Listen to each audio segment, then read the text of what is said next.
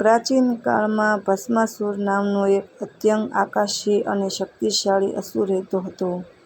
તેના મનમાં સમગ્ર બ્રહ્માંડ પર રાજ કરવાની અને અમર થઈ જવાની ઘેરી ઈચ્છા હતી.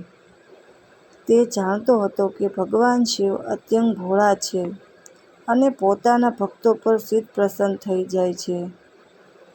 તેથી તેણે હિમાલયના ઘનઘોર જંગલોમાં જઈને અત્યંત કઠિન તપસ્યા શરૂ કરી.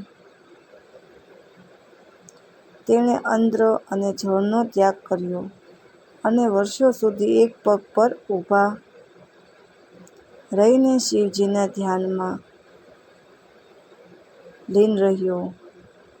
તેની તપસ્યા એટલી ઉગ્ર હતી કે તેના શરીરમાંથી તપોયજ્ઞ નીકળવા લાગી, જેનાથી ત્રણેય લોક કંપાવા લાગ્યા અને દેવતાઓ ભયભીત થઈ ગયા. ભસ્માસુરની આ કઠોર સાધના જોઈને મહાદેવનું હૃદય દ્રવી ઉઠ્યું અને તેઓ ભસ્માસુર સમક્ષ પ્રગટ થઈને વરદાન માંગવા કહ્યું. ભસ્માસુરે મહાદેવના ચરણોમાં પ્રણામ કરીને માંગ્યું કે તે જેના પર મસ્તક પર પોતાનો હાથ મૂકે ને ક્ષણભરમાં બળીને ભસ્મ થઈ જાય.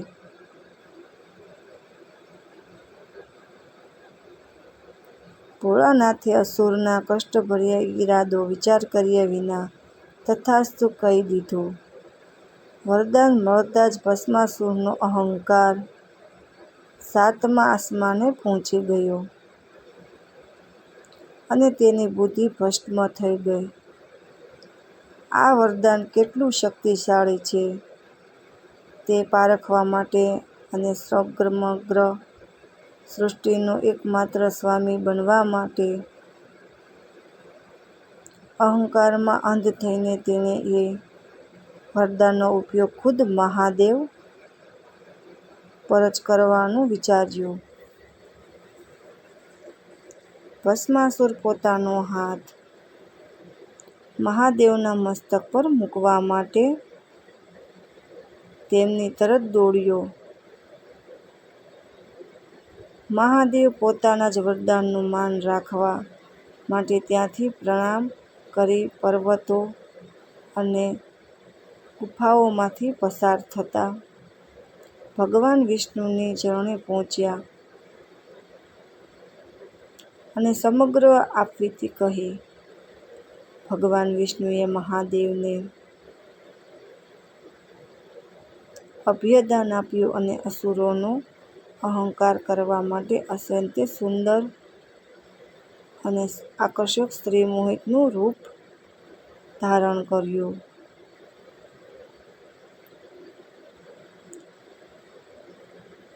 જ્યારે ભસ્માસુર મહાદેવને શોધતો એક સુંદર ઉપવન પાસે પહોંચ્યો ત્યારે તેણે ત્યાં દિવ્ય રૂપ ધરાવતી મોહિનીને નૃત્ય કરતી જોઈ. મોહિનીનું રૂપ જોઈને ભસ્માસુર મહાદેવને ભૂલી ગયો અને મોહિની તરફ ખેંચાઈને તેની સામે લગ્નનો પ્રસ્તાવ મૂક્યો. મોહિનીએ ચતુરાઈથી કહ્યું કે તે માત્ર એવા જ પુરુષને પોતાનો પતિ સ્વીકારી શકે જે નૃત્ય કળામાં પ્રવીણ હોય અને તેની જેમ આબેહૂબ નૃત્ય કરી શકે. કામ વાસના અને અહંકારમાં અંધ થયેલો ભસ્માસુર મોહિનીના દરેક કદમ અને મુદ્રાઓની નકલ કરવા લાગ્યો. બંને વચ્ચે નૃત્ય જામતું ગયું અને ભસ્માસુર મોહિનીના રૂપ અને તાલમાં સંપૂર્ણપણે ખોવાઈ ગયો. નૃત્યની પરાકાષ્ઠાએ પહોંચેલી મોહિનીએ એક ખાસ મુદ્રામાં પોતાનો હાથ પોતાના જ મસ્તક પર રાખ્યો. ભાન ભૂલેલા ભસ્માસુરે પણ મોહિનીની નકલ કરતી વખતે કશું પણ વિચાર્યા વગર પોતાનો જ વરદાની હાથ પોતાના મસ્તક પર મૂકી દીધો. જેવો તેણે હાથ તેના માથે સ્પર્શ્યો તે જ ક્ષણે મહાદેવના વરદાનના પ્રભાવથી ભસ્માસુરના શરીરમાંથી ભયાનક અગ્નિ પ્રગટ થઈ અને તે જોતજોતમાં બળીને રાખ થઈ ગયો. આ રીતે પોતાના જ અહંકાર અને અધર્મ કારણે